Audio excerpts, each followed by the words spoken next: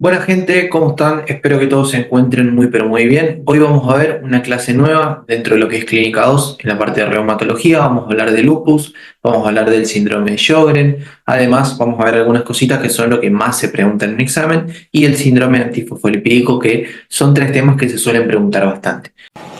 Bueno, es mi primer video hablando, o sea, la primera vez que me grabo, o sea, yo ya hablaba desde antes. Si bien, como ya les dije en clases anteriores, la reumatología es una amplia rama de la medicina interna y estudiarla, digamos, de manera profunda nos llevaría mucho tiempo. Por eso, como siempre les digo, trato de resumir lo que más puedo estas clases, trato de darles lo que sí o sí se les pregunta. Así que cualquier cosa, cualquier consulta que tengan, no hay ningún problema. Estamos a disposición para cualquier cosita. Así que arranquemos con la clase. Algunos de ustedes seguro ya tuvieron la clase de lupus y algunos estarán esperando, pero no es algo que ustedes ya desconozcan porque ya hemos visto en lo que es semiología algo de lupus, ya más o menos lo hemos nombrado como alguna causa de algunas valvulopatías, de algunas manifestaciones clínicas, así que es algo que ya más o menos tienen una idea. Y para los que no, con esta clase van a tener una idea mucho más detallada al respecto de lo que es el lupus. El lupus eritematoso sistémico es una enfermedad principalmente autoinmune, como todas las patologías que veníamos viendo, en la cual vamos a tener un daño crónico debido a autoanticuerpos. Estos autoanticuerpos, como ustedes ya saben, forman lo que vendrían a ser los inmunocomplejos y estos inmunocomplejos se depositan en órganos o tejidos. Entonces, esta enfermedad del lupus lleva a una afectación de cualquier órgano o sistema del cuerpo. De ahí vamos a ver, por ejemplo, afectaciones neurológicas, constitucionales, renales, a nivel de la piel, por ejemplo, a nivel de las serosas, a nivel de la sangre, a nivel de las articulaciones y a nivel, obviamente, del sistema inmune. Es muy importante, como vemos acá, la epidemiología porque se da principalmente en las mujeres, en una relación de 9 a 1, o sea que quiere decir que de 10 pacientes con lupus, 9 son mujeres y uno son hombres. Vamos a ver que se da principalmente en la edad fértil, o sea, entre los 15 y los 40, 45 años aproximadamente, pero vamos a ver que puede encontrarse en otros rangos etarios. Esta enfermedad es una enfermedad de distribución mundial que afecta principalmente a la raza afroamericana, algo que es muy raro que le pregunten ahora a ustedes. Si bien tiene una supervivencia bastante alta, o sea, con el tratamiento adecuado, los pacientes tienen una alta supervivencia, es muy importante que conozcamos porque tenemos que saber reconocer esta enfermedad. Otra cosa que tenemos que saber, por ejemplo, es la etiopatogenia. La etiopatogenia, vamos a ver que como es una enfermedad autoinmune, se puede ver afectado cualquier órgano por lo que vendrían a ser los autoanticuerpos y los inmunocomplejos. Vamos a ver que en esta enfermedad, o lo van a leer por ahí, que podemos encontrar lo que vendrían a ser factores. Factores, por ejemplo, genéticos, como el HLA, DR2 y DR4. Después, algunos factores hormonales, como por ejemplo el estrógeno, y algunos factores ambientales. Todos estos factores condicionan al desarrollo del lupus. Entonces vamos a ver, por ejemplo, todos estos factores, tanto genéticos como ambientales u hormonales, generan alteración principalmente en los linfocitos CD8. Estos linfocitos CD8 lo que hacen es formar anticuerpos, los cuales atacan a nuestro propio cuerpo, digamos. Por tanto, lo que les tiene que quedar como resumen es que el lupus se produce un daño tisular u orgánico por dos mecanismos. Primero, el depósito de inmunocomplejos, que es lo que vendría a ser una hipersensibilidad de tipo 3, y después lo que vendría a ser un daño directo con los anticuerpos específicos, producido por alteraciones genéticas. Podemos tener otros daños, por ejemplo, generados por la trombosis, cuando hay lupus y síndrome antifosfolipídico asociado, algo que van a entender más adelante, y patologías vasculares que aumentan el riesgo cardiovascular. Acá lo más importante y lo que se suele preguntar es la clínica y el diagnóstico del lupus. Dentro de la clínica nosotros vamos a tener múltiples manifestaciones, porque es una enfermedad que tiene clínica y gravedad muy variable. Vamos a ver que la mayoría de los pacientes tiene una clínica continua, pero esta también se puede dar en brotes. Entonces, tenemos que estar siempre atentos porque el paciente puede venir, digamos, con un brote agudo de lupus o puede venir con unas manifestaciones ya crónicas. Hay pacientes, por ejemplo, como les dije, que pueden tener esa forma de brotes y pueden tener periodos donde se ocultan los síntomas, que son periodos, digamos, de remisión, pero lo que se ha visto es que la remisión completa, o sea, la ausencia de signos y síntomas, es muy rara. De ahí vamos a ver, por ejemplo, diferentes manifestaciones, como por ejemplo manifestaciones a nivel, digamos, sistémicas, o manifestaciones de tipo inespecíficas, las cuales, como ustedes ya saben, por ejemplo, son la fiebre, la astenia, la dinamia, las mialgias, anorexia, por ejemplo, las altralgias, también la pérdida de peso. Entonces, eso es algo que puede o no puede estar, pero es muy frecuente que sí esté. Después podemos tener, por ejemplo, otras manifestaciones, como por ejemplo las manifestaciones musculoesqueléticas. Como vemos acá, la principal manifestación es la artritis. La artritis, dentro de lo que vendría a ser el lupus, es una artritis de tipo migratoria, no deformante y simétrica. Se suele localizar, como vemos acá, por ejemplo, en las articulaciones metacarpofalángicas, en las interfalángicas proximales, en los carpos, en las rodillas, por ejemplo, en el codo, en la cadera. Después vamos a tener lo que vemos acá en esta radiografía, que es la denominada artropatía de Charcot, que es una artropatía que solamente el 10% de los pacientes con lupus la suelen manifestar. Esta artropatía es una desviación cubital en ráfaga junto con la deformidad de cuello de cisne que habíamos visto en la artritis reumatoide. Y el pulgar también se encuentra en Z. Vamos a ver que esto se produce principalmente por una hiperlaxitud de los ligamentos. Entonces acuérdense que esta es la artropatía de Jacob, que principalmente tiene la desviación cubital, después los dedos en cuello de cisne y el pulgar en Z. Eso es lo más importante que se suele preguntar por ahí. Después, otra de las patologías, digamos, musculoesqueléticas es la osteonecrosis aséptica o la necrosis avascular. Siempre sospechen de osteonecrosis, por ejemplo, en un paciente que tenga dolor mecánico y que se limite a una sola articulación. Entonces, acuérdense, osteonecrosis es una articulación, dolor mecánico intenso. Y fíjense, dentro de esta articulación se da principalmente en la rodilla, en el hombro o en la cadera. Esto es algo que les pueden poner, por ejemplo, en un choice. Vamos a ver que el método diagnóstico para la osteonecrosis es la resonancia magnética. ¿Por qué no la radiografía? Porque en la radiografía suele tardar de 6 a 8 meses en manifestarse lo que vendría a ser la osteonecrosis aséptica. Entonces, es mejor la resonancia magnética ósea para hacer un diagnóstico en fase inicial. Se ha visto, por ejemplo, que el uso crónico de corticoides, por ejemplo, predispone a desarrollar osteonecrosis aséptica. Además de la presencia de los anticuerpos antifosfolipídicos, también se ha visto como factor de riesgo para desarrollar osteonecrosis. Y después otra cosa que se ha visto, por ejemplo, dentro de las manifestaciones musculoesqueléticas es la afectación de los músculos por las mialgias inespecíficas. Principalmente se da en un bajo porcentaje de los pacientes, pero los pacientes con lupus suelen tener o pueden tener las miopatías inflamatorias, algo que ya vimos la clase pasada. Acuérdense de eso porque es muy importante. Después, otra de las manifestaciones son las manifestaciones o las alteraciones hematológicas, debido a que la mencionamos debido a que está presente aproximadamente en el 85% de los pacientes y se afectan las tres series de la sangre. O sea, se afectan tanto los glóbulos rojos, dando una anemia de tipo normocítica normocrómica, puede haber anemia hemolítica, además puede haber, por ejemplo, que vendría a ser la presencia de test de Kuhn positivo sin haber hemólisis. Eso acuérdense, solo el 10% de los pacientes tienen anemia hemolítica.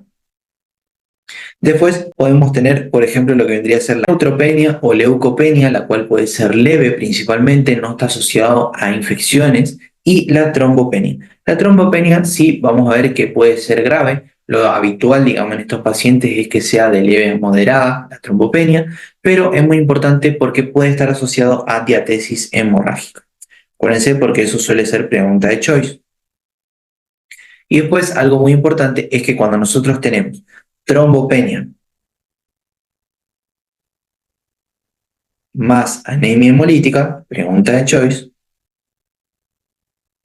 A esto se lo conoce en un paciente con lupus obviamente como síndrome de Evans. Acuérdense porque el año pasado ya fue pregunta de Choice. Otra cosa que tenemos que ver son las manifestaciones cutáneas. Dentro de las manifestaciones cutáneas, nosotros vamos a tener manifestaciones de tipo crónicas, subagudas y agudas. De ahí vamos a ver que, por ejemplo, las manifestaciones cutáneas, como pueden ver en su apunte, pueden dividirse en específicas, y podemos dividirlas en agudas, subagudas y crónicas, y en inespecíficas. Dentro de las inespecíficas, por ejemplo, tengo las telangiectasias, los nódulos subcutáneos, las vasculitis, alopecias de tipo no cicatrizal, el fenómeno de Raynaud, y dentro de las agudas, por ejemplo, tengo el eritema malar, que como ustedes ya saben, el eritema malar aparece principalmente en la cara, lo cual respeta, por ejemplo, es el típico eritema que nosotros veíamos en alas de mariposa, porque respeta el surco nasogeniano, por ejemplo, y después lo que vendría a ser el área preorbital, periorbital. Después, ¿qué otra cosa podemos tener también dentro de lo que vendría a ser las manifestaciones agudas? Podemos tener el lupus bulboso, exantema fotosensible, principalmente en el cuello, en el escote, en las manos. Y en las manos lo que vamos a ver, por ejemplo, que es muy característico, que en las manos afecta toda la mano excepto en los nudillos. En los nudillos nosotros teníamos otra enfermedad que vimos en la clase pasada, que era la dermatomiositis. Ahí sí íbamos a tener todo el exantema en la dermatomiositis, que eran las pápulas de Butron. Pero acá, por ejemplo, tenemos todo el exantema, pero que respeta los nudillos, por ejemplo. Entonces ahí podríamos sospechar clínicamente de un lupus agudo. Dentro del lupus cutáneo, por ejemplo, subagudo, vamos a tener al lupus anular y al psoriasiforme, que es un lupus cutáneo en la cual aparece también en zonas fotoexpuestas, como por ejemplo el cuello, el escote o el dorso de los brazos, y son lesiones confluentes principalmente. Vamos a ver que estas lesiones que se generan no son cicatrizales, como vemos acá en la imagen, o sea, no dejan cicatriz, lo que sí puede dejar es hipopigmentación. Por otro lado, sí, el lupus cutáneo crónico, que puede ser, digamos, por ejemplo, localizado, generalizado o profundo, sí puede dejar, por ejemplo, cicatrices, puede dejar hipopigmentación, puede dejar, por ejemplo, alopecia por cicatrices, así que esas son las diferencias más importantes dentro de las manifestaciones cutáneas. Después vamos a tener, por ejemplo, las manifestaciones neurológicas en los pacientes con lupus. Dentro de las manifestaciones neurológicas vamos a tener principalmente el deterioro cognitivo leve, la psicosis, por ejemplo, el desarrollo de crisis convulsivas. Si bien el deterioro cognitivo leve, por ejemplo, vamos a tener que el paciente principalmente desarrolla la pérdida en la capacidad de concentrarse o pierde la memoria, lo cual es muy poco frecuente de ver, ya sea en casos clínicos. Después las crisis convulsivas, obviamente tenemos que descartar primero todas las otras causas que ya conocemos de convulsiones, y después, al respecto de la psicosis, esta sí es una manifestación bastante importante porque puede darse, por ejemplo, por el consumo crónico de corticoides o por lupus. Entonces ahí vamos a estar en un juego entre si es por el tratamiento de lupus que desarrolla psicosis o por un neurolupus. Entonces, el lupus puede, digamos, afectar tanto el sistema nervioso central como periférico. Por eso les hablaba de estas manifestaciones neurológicas. Principalmente el diagnóstico de estas manifestaciones lo podemos hacer a través de la clínica y combinarlo con angioresonancia, con una punción lumbar o un electroencefalograma para descartar los diagnósticos diferenciales. También podemos tener, por ejemplo, meningitis aséptica, por eso les hablaba de la punción lumbar, podemos tener accidentes cerebrovasculares, podemos tener polineuropatías, entonces es muy frecuente que ustedes cuando vayan a rendir, por ejemplo, clínica 1, clínica 2, lo nombren al lupus como causa de todo, porque al ser autoanticuerpos puede dar mucha clínica. Entonces, lo importante es que sepamos cómo puede manifestarse y cuáles son las complicaciones o cuáles son las manifestaciones clínicas por las que puede venir el paciente. Dentro de lo que vendrían a ser las serosas, podemos tener, por ejemplo, pleuritis por inflamación de la pleura. Esto suele ser bilateral, entonces puede generar a veces derrame pleural. Vamos a ver que también puede generar, por ejemplo, manifestaciones en el intersticio pulmonar. Después también me puede dar, por ejemplo, neumonías, pericarditis, miocarditis. Además, es muy frecuente que haya infiltrados pulmonares debido a infecciones en pacientes con lupus. Después, ¿qué otra cosa podemos tener en los pacientes? Lo más importante de lo que por ahí van a ver, dentro de las manifestaciones cardíacas, la endocarditis de Lipman-Sachs, que sí, Tenemos acá, por ejemplo, esta endocarditis, que es la de Lippmann-Sachs. Es una endocarditis que principalmente genera insuficiencia aórtica e insuficiencia de la válvula mitral. Entonces, acuérdense que la clínica que por ahí iba a tener, en el caso de tener una insuficiencia aórtica, eran todos los signos en más. Por ejemplo, el signo del pistoletazo de Traube, después el signo de la ULA, el signo de Muller, el signo salutatorio de Busset, debido a una insuficiencia aórtica. Entonces, ojo de que no les den un caso clínico, por ejemplo, en un oral, de un paciente con insuficiencia aórtica por lupus o como diagnóstico diferencial, ustedes podrían decir, bueno, puede ser que tenga un lupus. Otra de las manifestaciones que siempre es pregunta de examen es la nefritis lúpica. Si bien al respecto de esto hay libros, hay consensos enteros al respecto de por qué se producen o cómo se producen, dentro de lo que nosotros tenemos que saber ahora es que los anticuerpos y el depósito de inmunocomplejos dentro del riñón generalmente afecta principalmente al glomérulo. Entonces daña al glomérulo, genera compromiso glomerular por depósito de inmunocomplejos y también del complemento. Entonces, nosotros tenemos que sospechar y tenemos que monitorizar a nuestro paciente con lupus, principalmente pidiéndole función renal, seguimiento urinario, cociente proteinuria creatinina o una proteinuria de orina 24 horas. Y ante la sospecha, por ejemplo, de una nefritis, por ejemplo, que les den un caso clínico, que les venga un paciente con una proteinuria de 24 horas mayor o igual a 500 miligramos, pensar y pedir una biopsia renal. Acuérdense de eso siempre porque es pregunta de examen. Por ejemplo, una proteinuria de más de 500 miligramos en 24 horas, esto sospechar de nefritis lúpica y pedir una biopsia renal. Porque para el diagnóstico sí o sí yo necesito la biopsia renal. Entonces, otra cosa que puede generar esta nefritis lúpica es una insuficiencia renal, generando obviamente hipertensión, creatinina elevada y cambios irreversibles a nivel de la ultraestructura renal. Lo que más se suele preguntar es los tipos de nefritis lúpica y vamos a tener 6 clases de nefritis lúpica.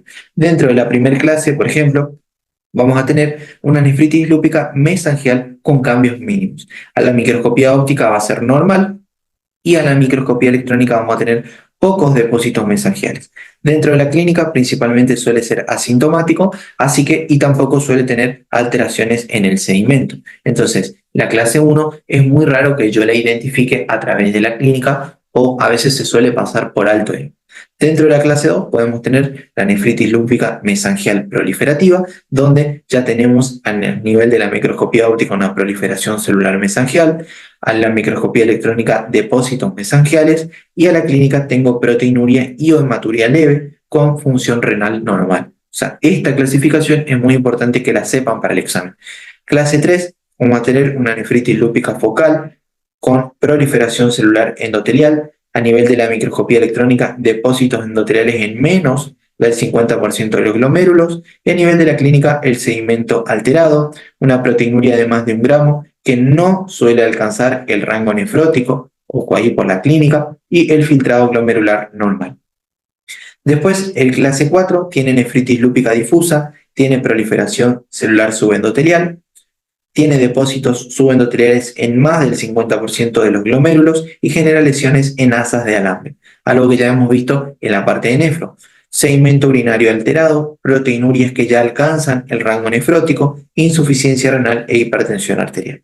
Por último, la nefritis clase 5, tenemos una nefritis lúpica membranosa con proliferación celular subepitelial, depósitos subepiteliales y un síndrome nefrótico ya bien establecido. Y por último, cuando el paciente ya tiene insuficiencia renal crónica a nivel, la microscopía electrónica tiene esclerosis global, tiene más del 90% de los glomérulos con esclerosis global y tiene una nefritis de clase 6, porque tiene una nefritis lúpica con esclerótica avanzada. Esta clasificación, acuérdense, porque suele ser pregunta tanto de choice como de oral. Principalmente en el oral les piden más o menos que lo clasifiquen, no les van a pedir todo, pero sépanlo porque se puede preguntar. Existen otras manifestaciones renales, sí, como la tubulopatía intersticial, que ya es muy infrecuente y es asintomática, y la microangiopatía trombótica, que suele verse en aquellos pacientes con SAP. Estos pacientes principalmente van a estar con proteinuria, falla renal e hipertensión arterial. Después podemos tener, por ejemplo, manifestaciones del tracto gastrointestinal, lo cual ya es mucho más raro porque principalmente tiene diarrea o malestar general. Y después tengo también manifestaciones vasculares. Dentro de las manifestaciones vasculares puedo tener, por ejemplo, vasculitis, como ya les había nombrado anteriormente, o también lo que vendría a ser hiperlipidemia por el uso crónico de corticoides. Algo que sí se ha preguntado son los autoanticuerpos presentes en el lupus y las alteraciones séricas que genera esta enfermedad. Vamos a tener que los anticuerpos más específicos, y esto por favor sepan para el examen porque es pregunta del examen, son los anti-SM y los anti-ADN doble cadena. Estos son los más específicos y los que, digamos, sí o sí tienen que estar para decir, bueno, es seguro que hay un lupus. Los otros, como por ejemplo el ANA, si bien están bastante frecuentes, o sea, el 98% de los pacientes tienen ANA positivo, que si no están presentes, obviamente descartamos lupus. Después, los anti-ADN doble cadena están presentes en el 70% de los pacientes, son muy específicos, acuérdense eso, y como le dije, se correlaciona muy frecuentemente con el desarrollo de nefritis, afectación del sistema nervioso central y peor pronóstico. Los anti-CM se encuentran en menor porcentaje, pero también son los más específicos. Los anti-ROP se encuentran en un 30% y tienen menor riesgo de nefritis. Vamos a tener los antihistona, por ejemplo, presentes en el 70%, que pueden estar en el lupus inducido por fármacos y después en algunos otros, como por ejemplo el inducido por antifactor de necrosis tumoral y el antifosfolipídico que puede estar asociado cuando está asociado a SAF en presencia de los síntomas de síndrome antifosfolipídico. Eso, lo más importante de todo este cuadro es que se acuerden estos dos, que son los que más se suelen preguntar, y obviamente, como le dije al principio, la presencia de ANA, porque su ausencia hace casi imposible que hablemos de lupus. Otra cosa que tenemos que saber son los criterios de diagnóstico. Si bien este esquema que les dejé acá no es el que más se pregunta, sino lo que más se pregunta es lo que les dejé en el apunte, porque el diagnóstico de lupus se realiza principalmente a través de manifestaciones clínicas y manifestaciones de laboratorio, donde en total nosotros vamos a tener 10 manifestaciones, 7 clínicas y 3 de laboratorio. Dentro de estas 7 clínicas, ustedes van a ver en su apunte que tenemos los criterios constitucionales, como por ejemplo la fiebre, criterios hematológicos, como por ejemplo la leucopenia, la hemólisis, la trombocitopenia, neuropsiquiátrico como psicosis, deterioro cognitivo y convulsiones, cutáneo, por ejemplo, la alopecia, las úlceras orales, el lupus cutáneo agudo, la serositis, por ejemplo, el derrame pleural o el derrame pericárdico, una pericarditis aguda, musculoesqueléticos como la artritis y renal, principalmente en el caso de que el paciente tenga una biopsia renal con una nefritis lúpica de tipo 2 o 5 o una proteinuria mayor a 500 miligramos en 24 horas. Esos criterios clínicos nosotros necesitamos. Además, tenemos lo que vendrían a ser los 3 criterios inmunológicos, como la presencia de anticuerpos antifosfolipídicos, lo cual tenemos acá, por ejemplo, los anticuerpos específicos para lupus, el anti-DNS y el anti-SM, y los anticuerpos y el complemento, ya sea una disminución de C3 o de C4 o una disminución de ambos, C3 y C4. Nosotros necesitamos todos los criterios que le dije, o sea, de los 10, necesitamos 4 para decir que es lupus, siendo uno clínico y uno de laboratorio. O sea, no importa si son 3 de laboratorio y uno clínico, pero uno clínico y uno de laboratorio, de los 4 que necesito, tiene que estar sí o sí. Y eso es pregunta de examen.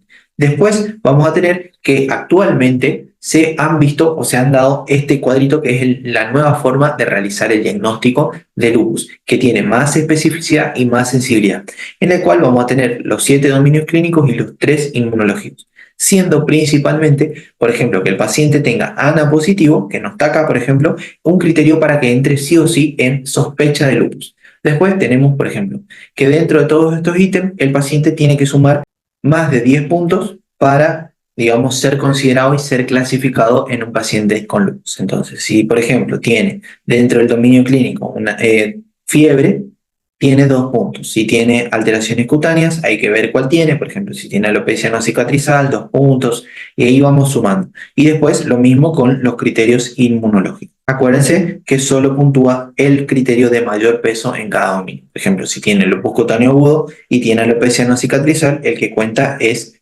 el de mayor peso. Eso es lo más importante que tienen que saber en el caso que les pregunten la nueva clasificación.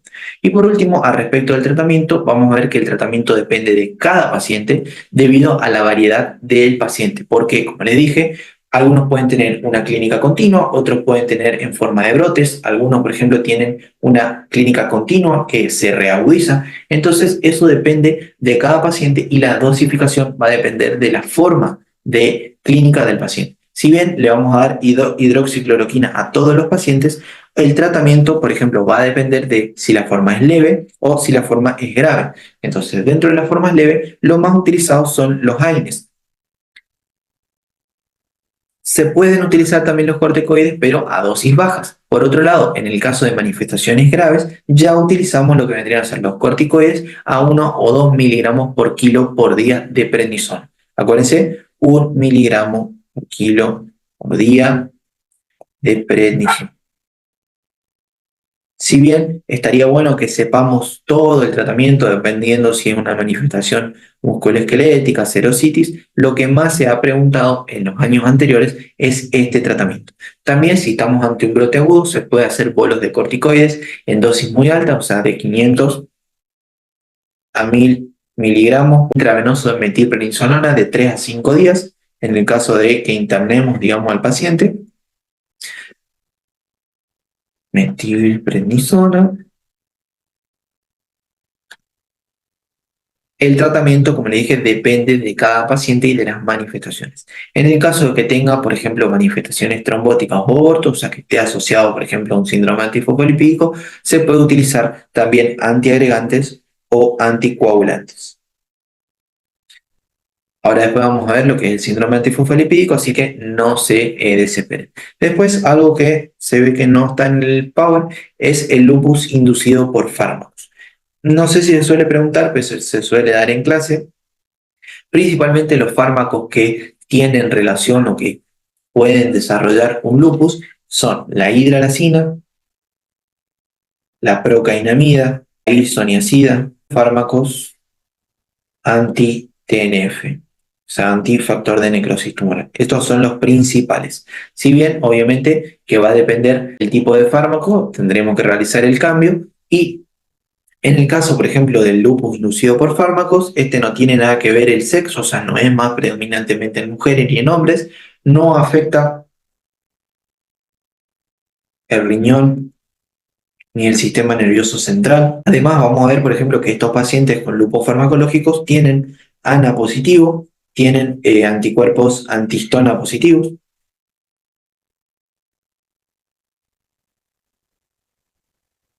Pero vamos a ver que no tienen el anti-ADN doble cadena, ni tampoco tienen el anti-SM. Acuérdense, entonces, eso es lo más importante. Además que la clínica suele ser abrupta. Pero eso es lo principal, o sea, esa es la diferencia principal del lupus inducido por fármaco y del lupus sistémico. Después, ahora sí, vamos a hablar del síndrome antifosfolipídico, que el síndrome antifosfolipídico es un tema bastante preguntado en examen.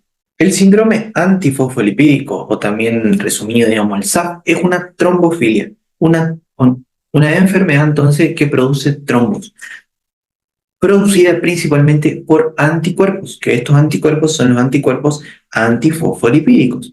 Se detectan aproximadamente en un 1 a 5% de la población general y vamos a ver que principalmente, por eso les puse estas imágenes, vamos a tener coágulos sanguíneos a la formación de trombos asociados a qué? A patología obstétrica, o sea, a abortos recurrentes o a partos prematuros. Si bien los anticuerpos se encuentran en menos de un tercio de los casos, es muy importante que sepamos que existen. El SAF puede encontrarse, digamos, solo, o sea, SAF de tipo primario o idiopático, o secundario asociado a otra enfermedad, como por ejemplo el lupus. Y obviamente que lo más frecuente es que se dé en mujeres. Entonces, dentro de las manifestaciones clínicas, como ustedes ya habrán podido pensar o habrán podido ver, se encuentran principalmente la formación de ¿quién? De los coágulos o de los trombos. Estos trombos o estos coágulos pueden ser tanto arteriales como pueden ser venosos.